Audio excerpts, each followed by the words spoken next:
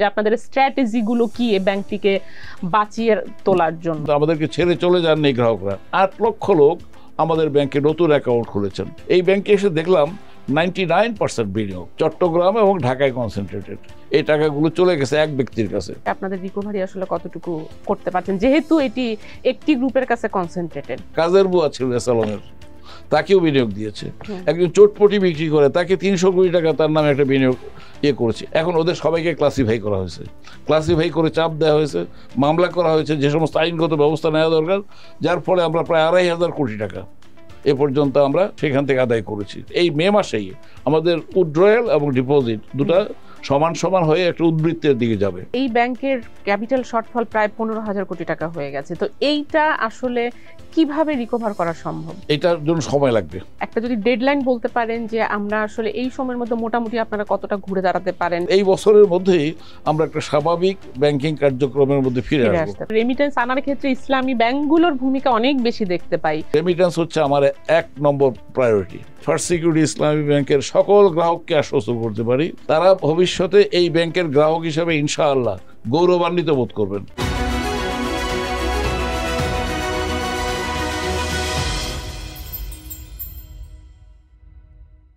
দর্শক, আপনাদের স্বাগত ফিনটক উইথ জেবুন্নেসা আলো শোতে। আমরা আজকে আলোচনা করব ফার্স্ট সিকিউরিটি ব্যাংক নিয়ে। এই ব্যাংকটি কেন আলোচনা করব তার কারণ হলো, এই ব্যাংকের আপনারা জানেন এই ব্যাংকটি এক সময় এসালম গ্রুপভুক্ত ব্যাংক ছিল, যেই ব্যাংকটি লুট করা হয়েছে এবং 5ই আগস্টের পর এই ব্যাংকের বোর্ডটি ভেঙে দেওয়া হয়েছে এবং নতুন বোর্ড গঠন করা হয়েছে। তো এই ব্যাংকটি আসলে এখন কেমন করছে, আমরা মানুষের অনেক ধরনের প্রশ্ন থাকে বোর্ড ভেঙে দেওয়ার পর, অনেক ধরনের প্রশ্ন থাকে ব্যাংকটি আসলে যারা নতুন বোর্ডে এসেছেন তারা কি করছেন, ব্যাংকটি আসলেই সাস্টেইন করতে পারবে কিনা, যেভাবে ব্যাংকটাকে ক্ষতিগ্রস্ত করা হয়েছে, এরকম ডিপোজিটাররা তাদের ডিপোজিটের টাকা পাচ্ছেন কি পাচ্ছেন না, পাওয়ার সম্ভাবনা কি, এরকম অনেক প্রশ্ন আমরা পেয়ে থাকি। সেই প্রশ্নের উত্তরগুলো আমরা আজকে এই ভিডিও থেকে জানবো। তো এই ব্যাংকটি যে বোর্ড ভেঙে দেওয়া হয়, সেই বোর্ডে কারা এসেছে, নতুন নেতৃত্বে কারা, সেটি হচ্ছে আমরা আজকে কথা বলবো এই ব্যাংকের চেয়ারম্যান মোহাম্মদ আব্দুল মান্নান, যিনি এক সময় ইসলামী ব্যাংকের প্রায় 7 বছরের ম্যানেজিং ডিরেক্টর ছিলেন। সেই সময়ে 2017 সালের আগ পর্যন্ত, যখন এই ব্যাংকটি সবচাইতে বাংলাদেশের একটি বেস্ট ব্যাংক হিসেবে পারফর্ম করছিল, এবং শুধু বাংলাদেশে না, এটি ইন্টারন্যাশনাল স্ট্যান্ডার্ডের ব্যাংক ছিল এবং বাংলাদেশের একটি প্রাইড ছিল ইসলামী ব্যাংক। তো সেই সময় ম্যানেজমেন্টের নেতৃত্বে ছিলেন তিনি। তো তিনি এখন দায়িত্ব নিয়েছেন ফার্স্ট সিকিউরিটি ব্যাংকটিকে কিভাবে রিস্টোর করা যায়। তো আমরা তার কাছ থেকে জানবো যে আসলে এখন ফার্স্ট সিকিউরিটি ব্যাংক কি করছে, সম্ভাবনা কি। আপনাকে ধন্যবাদ আমাদের স্টুডিওতে আসার জন্য। আপনাকেও ধন্যবাদ আমাকে সুযোগ করে দেওয়ার জন্য। প্রথমেই যদি আমরা একটু জানতে চাই যে আপনি তো জয়েন করেছেন এই ব্যাংকে চেয়ারম্যান হিসেবে সেপ্টেম্বরে, কেমন চলছে এই ফার্স্ট সিকিউরিটি ব্যাংকে আপনাদের দিন? নিশ্চয়ই খুব ব্যস্ত সময় কাটছে। জি আলহামদুলিল্লাহ, আমি মনে করি যে কাজের মধ্যে আছি এবং ভালো কাজ করছি, সেই কারণে ভালো লাগছে। 8 মাস পার হয়ে গেল আপনাদের নতুন বোর্ডের। তো আমরা এখন মানুষের মনে অনেক আগ্রহ যে ব্যাংকটি কেমন করছে, আপনাদের আসলে এই ব্যাংক কিভাবে কাজ করছেন, যে আপনাদের স্ট্র্যাটেজি গুলো কি এই ব্যাংকটিকে বাঁচিয়ে তোলার জন্য? এই বোর্ডে আসার পরে আমরা চিন্তা করলাম যে কোন এরিয়াতে আমাদের প্রথম টাচ করা দরকার। আমি আমার ব্যক্তিগত একটা পদ্ধতি আছে, রোডম্যাপ করলেন। রোডম্যাপ করলাম এবং আমি সেই ক্ষেত্রে মনে করলাম মেশিনের পেছনে যে মানুষটি আছে তিনি অত্যন্ত গুরুত্বপূর্ণ। এটা মেশিন অনেক সময় ভালো থাকলেও যথাযথ ভালো চালক না থাকলে সেটা অ্যাক্সিডেন্ট করে। তো সেইখানে আমরা আমাদের যে টোটাল ম্যান পাওয়ার আছে 5,000-এর বেশি, সেই লোকদেরকে আমরা একটা অ্যাসেসমেন্ট করার চেষ্টা করেছি, তাদের মধ্যে কারা কি ধরনের আছেন। তো সেখানে আমরা দেখেছি যে এই ম্যান পাওয়ারের মধ্যে যথেষ্ট পটেনশিয়ালিটি আছে এবং যাদেরকে মনে করা হয় যে উদ্বৃত্ত জনশক্তি, যেটা মনে করা হয় হয়তো এর চেয়ে কিছু কম লোক দিয়েও ব্যাংকটা চলতে পারে। আমরা চিন্তা করেছি যে ব্যাংকটা উদ্বৃত্ত জনশক্তি ছেটে ফেলা নয়, বরং তাদেরকে ইফেক্টিভলি প্রোডাক্টিভ করা, তারা পারফর্মিং করা, এদিকে আমরা মনোযোগ দিয়েছি। আমরা জনশক্তির মানোন্নয়নের জন্য গত 8 মাসে আমরা বছর ধরে সারা বছর ব্যাপী আমরা প্রশিক্ষণ কার্যক্রম চালাচ্ছি। তাদের সাথে নিয়মিত আমাদের বৈঠক হচ্ছে। এই যে স্কিলড করার উদ্যোগ নিলেন, তার পেছনে নিশ্চয় কোনো কারণ আছে কেন তার স্কিল ছিল না। আপনি একটা গল্প বলছিলেন যে পটিয়াতেই 80% জনশক্তি এখানে নেওয়া হয়েছে এবং তাদের কোনো ধরনের প্রপার চ্যানেল ছাড়াই, প্রপার পরীক্ষা ছাড়াই এসেছে, যেটা আপনারা এক্সপেরিয়েন্স করলেন যে তাদের কাজের দক্ষতা ছিল না, সেটা যদি একটু বলেন। আপনি শুরুতে বলেছেন যে এটা এস আলম গ্রুপের ব্যাংক। আমার এই ব্যাংকটির চেয়ারম্যান ছিলেন, আমি যে চেয়ারে এখন বসছি চেয়ারম্যান হিসেবে, সেই জায়গায় দায়িত্বশীল ছিলেন সাইফুল আলম মাসুদ। তিনি ডিরেক্টলি কিন্তু এই ব্যাংকটি রান করতেন। অন্যান্য ব্যাংকে আমরা যেটা দেখেছি যে উনি বেনামে তার ফ্যামিলি নামে ছিলেন, কিন্তু এই ব্যাংকটি উনি ডিরেক্টলি পরিচালনা করেছেন। জি, এই ব্যাংকটাই শুরু থেকে তার ব্যাংক হিসেবে পরিচিত ছিল, পরবর্তীকালে অন্য ব্যাংকগুলো তিনি দখল করেছেন। তো এই ব্যাংকে নয়, তিনি যেখানে যেখানে দখল কায়েম করেছেন সেই এলাকায় তিনি তার নিজের এলাকার লোকদেরকে বাস বিচারবিহীনভাবে তিনি রিক্রুট করেছেন। এবং আমার কাছে এই ধরনের রিপোর্ট আছে যে কোনো একটি ব্যাংকের গোডাউনে হাজার হাজার আপনার সিভি, আবেদনপত্র, তারা জানেও না যে তারা কোন ব্যাংকে তারা যাবে, তাদের আবেদনপত্র নেওয়া হয়েছে এবং সেগুলো মাঝে মধ্যে সেখান থেকে তুলে নিয়ে হাজার হাজার আবেদনপত্র সেগুলো বিভিন্ন ব্যাংকের মধ্যে ডিস্ট্রিবিউট করে দেওয়া হয়, এদেরকে নেওয়া হোক। এই ব্যাপারে কিন্তু ব্যাংকের যে নিড, সেই নিড অ্যাসেসমেন্ট করা ছাড়াই এই লোকদেরকে রিক্রুট করা হয়েছে। তো সেই ক্ষেত্রে ফার্স্ট সিকিউরিটি ইসলামী ব্যাংক বলেন, ইসলামী ব্যাংক বাংলাদেশ লিমিটেড বলেন, সোশ্যাল ইসলামী ব্যাংক বলেন, গ্লোবাল ইসলামী ব্যাংক, ইউনিয়ন ব্যাংক, কোনোটাই ব্যতিক্রম নয়। এই সবগুলো ব্যাংকই এই জনশক্তি বাস বিচারবিহীনভাবে নেওয়ার দ্বারা এফেক্টেড হয়েছে, এটা ঠিক। এবং আমরা কিন্তু তাদেরকে বাদ দেওয়ার চিন্তা করিনি। আমাদের এখানে কিছু লোক বাদ পড়েছে যাদের বিষয়টি পরিষ্কার করতে চাই। এদেরকে নেয়ার পরে রিক্রুট করা হয়েছে without any due process, service rule লঙ্ঘন করে। নেয়ার পরে সেটা বোর্ডে গিয়ে অনুমোদন হতে হবে। বোর্ডে যখন মেমো গেছে, বোর্ড অনুমোদন করেনি, ফেরত দিয়েছে। আমাদের বোর্ড না, আগের বোর্ড। তো আগের বোর্ড যাদেরকে অনুমোদন দেয়নি সেটাকে তো আমরা অনুমোদন দিতে পারি না, কাজেই সেখানে কিছু লোক বাদ পড়েছে, কিন্তু বাকি লোকদেরকে কিন্তু আমরা ইনট্যাক্ট রেখেছি। আর কিছু লোক বাদ পড়েছে জনশক্তির ব্যাপারে যখন আসলে পরিষ্কার করে দিই, কিছু লোক ব্যাপক অনিয়মের সাথে যুক্ত ছিলেন। জনগণের তাদেরকে ব্যাংকার হিসেবে যে রেসপন্সিবিলিটি ছিল, রুলস অফ বিজনেস তারা মোটেই ফলো করেনি, লঙ্ঘন করেছেন। তাদের লঙ্ঘনের কারণে আজকে বর্তমানে এই ব্যাংক বর্তমান অবস্থায় পতিত হয়েছে। তো সেই ধরনের যাদেরকে আইডেন্টিফাই করেছে তাদের মধ্যে যারা বেশি দায়ী, সেই ধরনের কিছু লোকের বিরুদ্ধে শাস্তিমূলক ব্যবস্থা নেওয়া হয়েছে। আর বাকি লোকদেরকে আমরা চাচ্ছি যে আমাদের কাজ বাড়াবো, আমাদের বিজনেস বাড়াবো। আমাদের বিজনেস বিভিন্ন ধরনের হতে পারে। এই মুহূর্তে আমরা জনগণের কাছে যাচ্ছি, এই লোকদেরকে আমরা বলছি যারা ইফেক্টিভলি পারফর্মিং ওয়ার্কার হিসেবে জনগণের কাছে যাবে, জনগণকে আস্থায় নিয়ে আসবে, জনগণ ডিপোজিট খুলবে। আমরা দেখছি খুব ভালো কাজ করছে তারা। যেমন এই পর্যন্ত আপনার প্রায় 8 লক্ষ নতুন ডিপোজিটর আমরা এই সময়, যখন নাকি এই ব্যাংকিং সেক্টরে একটা অন্য ধরনের আস্থার একটা সংকট আছে, সেই সময় আমাদের এই সময়টাতে সর্বোচ্চ সংখ্যক নতুন গ্রাহক আমরা পেয়েছি ফার্স্ট সিকিউরিটি ইসলামী ব্যাংকে। এটাকে এই ব্যাংকের জন্য আমি বলবো যে সবচেয়ে উল্লেখযোগ্য, সবচেয়ে প্রণিধানযোগ্য এবং সবচেয়ে হোপের, আশার একটা বার্তা হলো এটা যে আমাদের সাথে কিন্তু আমাদেরকে ছেড়ে চলে যাননি গ্রাহকরা। 8 লক্ষ লোক আমাদের ব্যাংকে নতুন অ্যাকাউন্ট খুলেছেন এবং আমরা এই ধরনের অ্যাকাউন্টগুলোকে গুরুত্ব দিচ্ছি। যে আগে কর্পোরেট অ্যাকাউন্টের উপর নির্ভর করা হতো, আমাদের প্রায় 40% আপনার কর্পোরেট ডিপোজিট, তার মানে 10 জন পড়ে। কারণ আমরা একটু ইন্টারফেয়ার করি, কারণ এই ব্যাংকগুলোতে আমরা দেখেছি যে তারা পলিটিক্যাল প্রভাব খাটিয়ে বিভিন্ন সরকারি প্রতিষ্ঠান থেকে, তারা কিন্তু সাধারণ মানুষের কাছে যেত না, বিভিন্ন প্রতিষ্ঠানের ডিপোজিটগুলো নিয়ে আসতো, সেখানে কমিশন ব্যবসা হতো এবং সেই টাকা নিয়ে এসে তারা চুরি করতো। আপনি 100% ঠিক বলেছেন। আমি বলছি যে তাহলে আর আমার বলা রাখছে না, এখানে কমিশনের কথা বলেছেন, স্পিড মানির কথা বলেছেন, পার্সেন্টেজ দেওয়ার ব্যাপার আছে। তারপরে যে রেটে ডিপোজিটগুলো নেওয়া হয়েছে সেই রেট হচ্ছে গিয়ে নর্মালি এই বিজনেস করার জন্য এই রেট চলে না, এটা দিয়ে ব্যাংকিং হয় না। আপনি যদি 14% যদি বিনিয়োগ ডিপোজিট আনেন, কস্ট অফ ফান্ড যদি আপনার 15, 16, 17, 18% হয়, এটা তো শুধু 14% না, তারপরে তো আপনার কর্মচারীদের বেতন, ইনফ্রাস্ট্রাকচারের বিভিন্ন খরচ আছে, সেগুলো মিলে যদি যখন আপনার 20% হয়ে যাচ্ছে, এই ব্রাঞ্চগুলো তো সরাসরি লসে চলে যাবে আপনার। কারণ তাদের তো আসলে ব্যবসা করার উদ্দেশ্যে তো আসলে তারা ডিপোজিট কালেক্ট করে। আসলে সারা দেশের যে ডিপোজিট, এটা শুধুমাত্র ঢাকা চট্টগ্রামে কনসেন্ট্রেট না করে গ্রামে গঞ্জে ডিপোজিটকে এটাকে বিনিয়োগ ছড়িয়ে দেওয়া, ছোট বিনিয়োগ করা, এই ব্যাপারে আমি দীর্ঘদিন পর্যন্ত কাজ করেছি। এটা আমার প্যাশন বলতে পারেন। এই ব্যাংকে এসে দেখলাম 99% বিনিয়োগ চট্টগ্রাম এবং ঢাকায় কনসেন্ট্রেটেড। অন্যান্য ব্যাংকে ঢাকায় আপনার 60% আর চট্টগ্রামে ধরেন 20%, আর আমাদের ক্ষেত্রে মোর দেন 80% হচ্ছে চট্টগ্রাম এলাকায়, আর লেস দেন 20% হচ্ছে ঢাকা এলাকার, আর 1% হচ্ছে সারা বাংলাদেশে। এগেইন এই ডিপোজিট চট্টগ্রামে কোথায় গেছে? আগ্রাবাদে এবং খাতুনগঞ্জে। আগ্রাবাদে এবং খাতুনগঞ্জে কার কাছে? ঘুরে ফিরে দেখা যাচ্ছে একটি বিশেষ ভবন থেকে নির্দেশ দেওয়া হয়েছে, সেই নির্দেশ অনুযায়ী কোনো বিশেষ মাধ্যমে এই টাকাগুলো চলে গেছে এক ব্যক্তির কাছে। তো আমরা সেই কালচার থেকে সম্পূর্ণ ভিন্ন দিকে যাত্রা শুরু করেছি।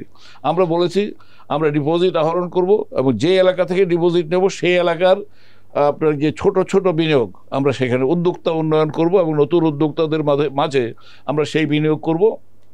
এবং এই ব্যাপারে আমার কিছুটা অভিজ্ঞতা আছে বলে আমি দাবি করি যে আমরা যাকে মাত্র 50,000 টাকা বিনিয়োগ দিয়ে শুরু করব, এক সময় তিনি 50 লক্ষ টাকার বিনিয়োগ নিতে পারবেন, 5 কোটি টাকার বিনিয়োগ নিতে পারবেন। আমরা তাদেরকে সেভাবে তৈরি করব। এই ধরনের একটা উদ্যোগ ফার্স্ট সিকিউরিটি ইসলামী ব্যাংক থেকে আমরা চিন্তা করেছি।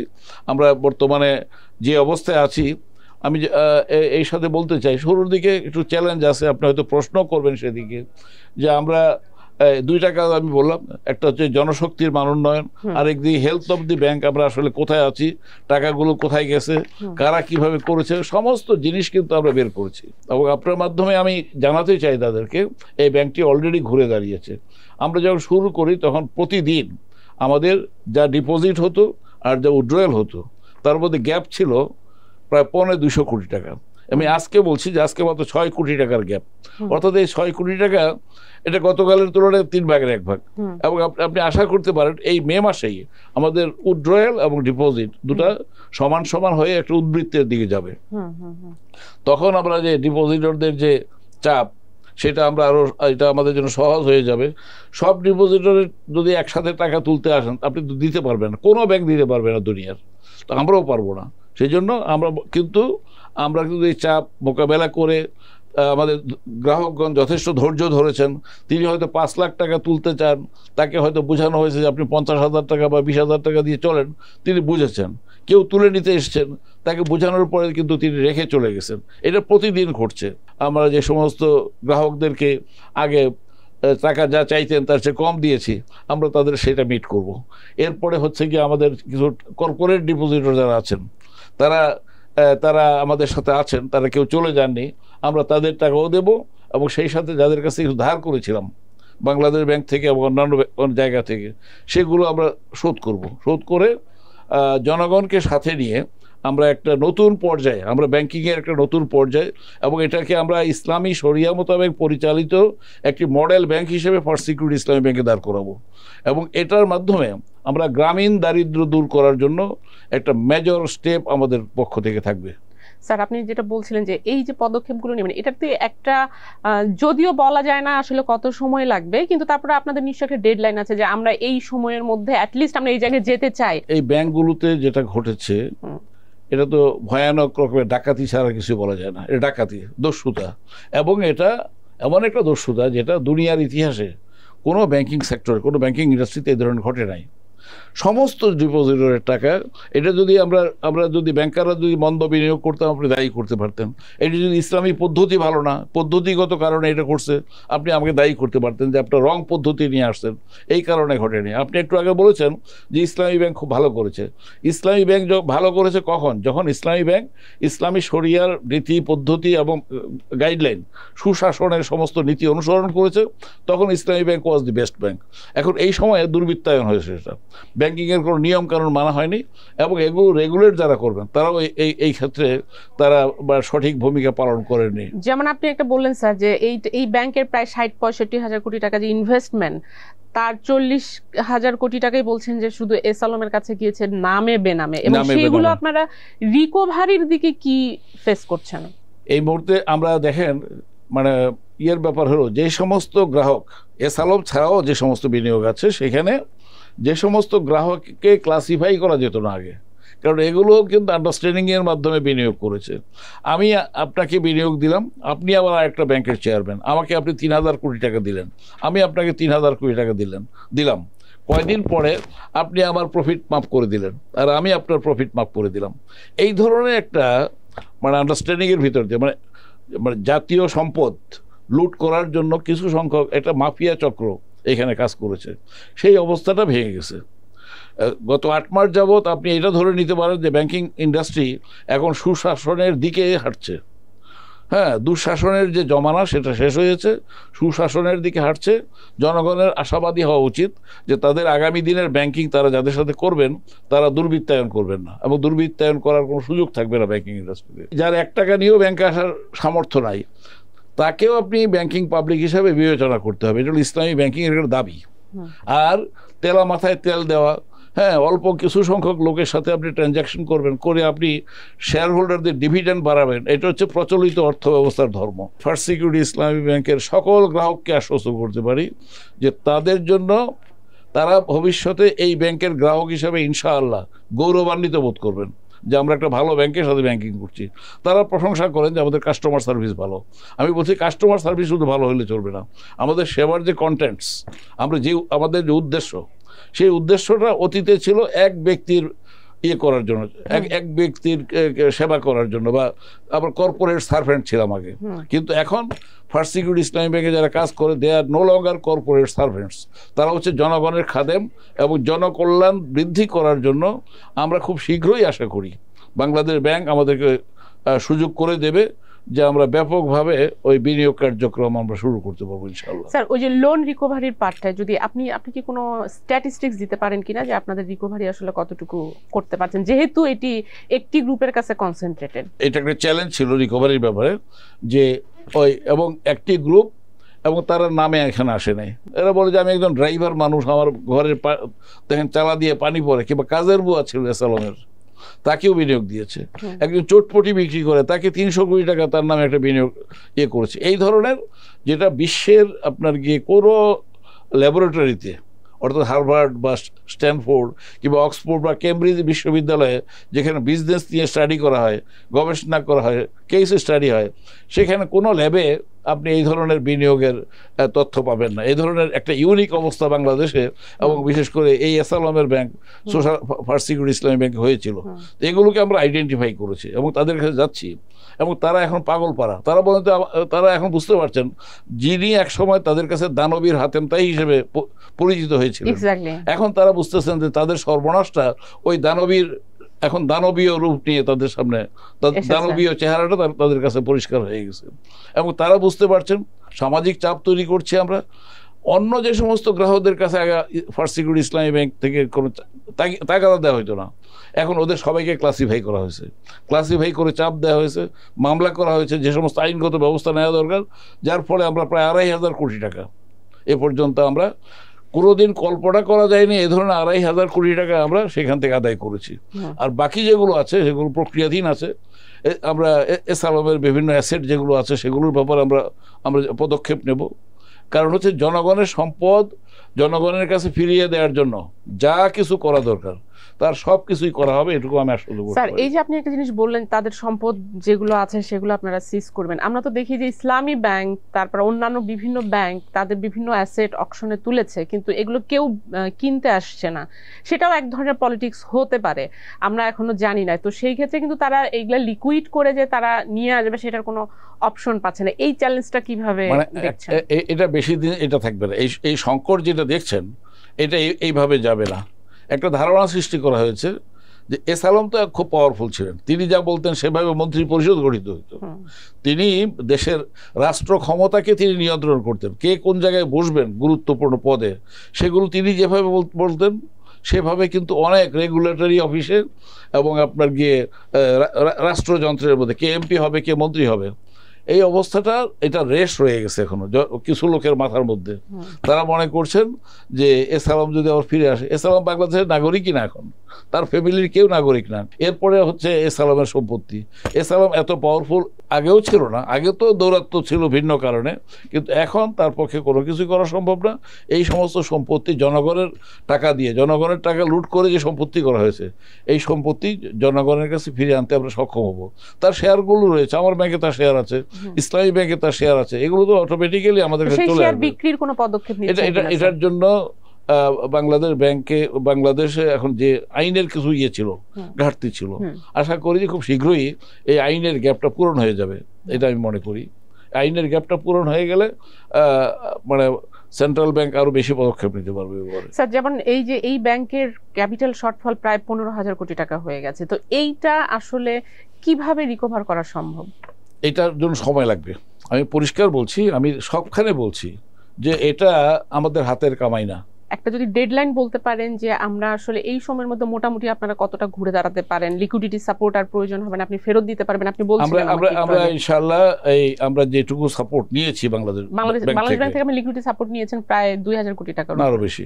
তো আমরা যে সাপোর্ট নিয়েছি এবং আরো 1,050 কোটি টাকা আমরা আরো কয়েকটা ব্যাংক থেকে নিয়েছিলাম, আমি বলছি সেটাই শেষ, এখানেই শেষ, ফুল স্টপ। আমাদের আর সাপোর্ট লাগবে না ইনশাআল্লাহ। এবং আমরা 1-2 মাসের মধ্যে আমরা জনগণের সাথে আমাদের বর্তমান যে পর্যায়ে আছি, আমরা পেমেন্ট দিচ্ছি, হয়তো পেমেন্টের পরিমাণটা কম, কিন্তু গ্র্যাজুয়ালি এটা বাড়বে। 2-4-6 মাসের মধ্যে, এই বছরের মধ্যেই আমরা একটা স্বাভাবিক ব্যাংকিং কার্যক্রমের মধ্যে ফিরে আসবো। ইসলামী ব্যাংকগুলোতে আমরা দেখি যে রেমিটারদের আস্থা অনেক বেশি, কারণ আমরা রেমিটেন্স আনার ক্ষেত্রে ইসলামী ব্যাংকগুলোর ভূমিকা অনেক বেশি দেখতে পাই। তো ফার্স্ট সিকিউরিটিও একসময় এরকম রেমিটেন্সে ভালো একটা অবস্থান ছিল। তো রেমিটারদের জন্য, রেমিটাররা যেন এই আস্থা ফিরে পায়, সেটার জন্য আপনাদের কোনো প্ল্যান আছে কিনা? রেমিটেন্স হচ্ছে আমার 1 নম্বর প্রায়োরিটি। কারণ হচ্ছে এই রেমিটারদেরকে আমি যেভাবে চিনি, আমি দাবি করি যে রেমিটারদের প্রত্যেকটা, মানে সৌদি আরবের প্রতিটি গ্রামে আমি রেমিটারদের সাথে থেকেছি, তাদের 3 তলা খাটে ঘুমিয়েছি আমি, তাদের লঙ্গরখানায় 6-7 হাজার লোকের সাথে একসাথে ভাত খেয়েছি, এই অভিজ্ঞতা আমার আছে। অতএব আমরা রেমিটেন্সের জন্য কি করতে হবে একদম প্র্যাকটিক্যাল, সেটা আমরা ফার্স্ট সিকিউরিটি ইসলামী ব্যাংক অনেক ভালোভাবে জানে, এবং সেজন্য আমরা উদ্যোগ নিয়েছি। অতীতে বিভিন্ন কারণে এই অনেকগুলো জিনিস, এটা বুদিখানার মতো চালানো হয়েছে এই ব্যাংকটাকে, অনেক ভালো উদ্যোগকেই কিন্তু মেরে ফেলা হয়েছে।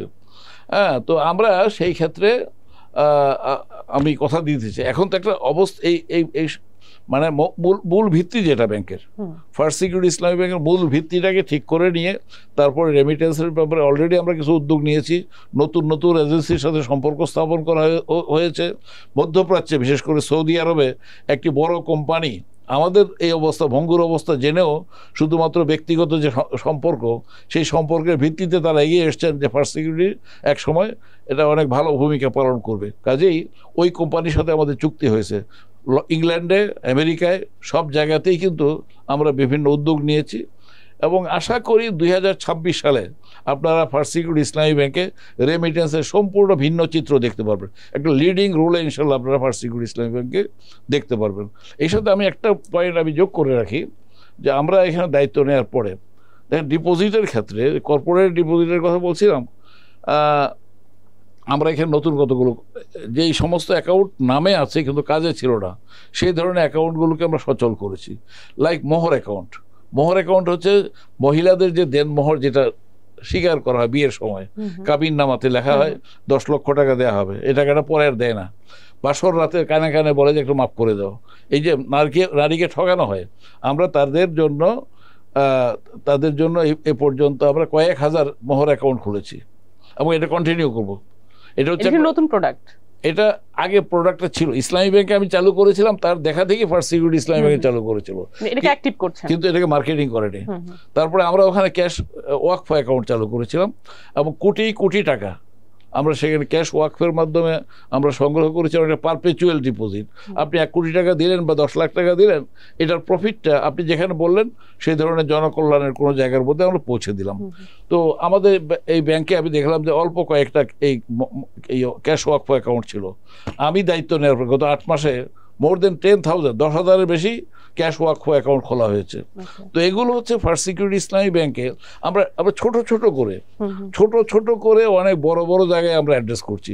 আমি যদি 10,000 কোটি টাকা যদি আমি ক্যাশ ওয়াকফ অ্যাকাউন্ট নিতে পারি, তাহলে এটার যে প্রফিট, এই প্রফিটটা কিন্তু একদম প্রান্তিক জনগোষ্ঠীর কাছে অর্থাৎ সমাজের গাছের শিকড়ের মধ্যে এই রসটা পৌঁছাতে পারবো, সমাজটা শক্তিশালী হবে। ব্যাংকের কাজ তো শুধু লাভ করা না, ব্যাংকের কাজ হচ্ছে সমাজকে সতেজ করা। আমরা সেই ভূমিকা পালন করছি। ধন্যবাদ স্যার আপনাকে আমাদেরকে সময় না, আপনাকে অনেক ধন্যবাদ, আপনি আমাকে সময় দেওয়ার জন্য। বিশেষ করে আপনার মাধ্যমে আমাদের ব্যাংকের যে গ্রাহক যারা রয়েছেন এবং ভবিষ্যতে যারা গ্রাহক হবেন সেই গ্রাহকদের সাথে আপনার মাধ্যমে কথা বলার সুযোগ পেলাম, এই জন্য আপনাকে অনেক অনেক ধন্যবাদ। দর্শক, আপনারা শুনলেন যে ফার্স্ট সিকিউরিটি ব্যাংক এখন যাদের হাতে, তারা আসলে দক্ষ ব্যাংকার এবং দীর্ঘ ব্যাংকিং ক্যারিয়ারে যারা আছেন, যিনি ছিলেন তিনি এখন এই ব্যাংকটির নেতৃত্বে রয়েছেন। সেটি একটি বড় কনফিডেন্সের ব্যাপার। ওনার যে ইসলামী ব্যাংকের মতো একটি বেস্ট ব্যাংক তৈরি করার যে কারিগর ছিলেন তিনি এখন একটি দুস্থ ব্যাংককে এখন নতুন করে প্রতিষ্ঠার চেষ্টা করছেন। তো সেটি আসলে একটা বড় কনফিডেন্সের ব্যাপার যে এই ব্যাংকটি আসলে কতটুকু ঘুরে দাঁড়াতে পারবে। তার কথা থেকে আপনারা বুঝতে পারলেন যে তারা কিভাবে এই ব্যাংকের সুশাসন প্রতিষ্ঠা করছেন এবং সম্পদের সুষম বন্টন যে তাদের প্রধান স্ট্র্যাটেজি, যেটি থেকে আসলে তারা মনে করছেন যে ফার্স্ট সিকিউরিটি ব্যাংকের যারা ডিপোজিটার তাদের আসলে হতাশ হওয়ার কিছু নাই। তো এই ছিল আজকে আলোচনার বিষয়। দর্শক, আমাদের সঙ্গে থাকবার জন্য আপনাদেরকে ধন্যবাদ এবং আমাদের প্রোগ্রামটি যদি ভালো লাগে তাহলে লাইক দিবেন, শেয়ার করবেন।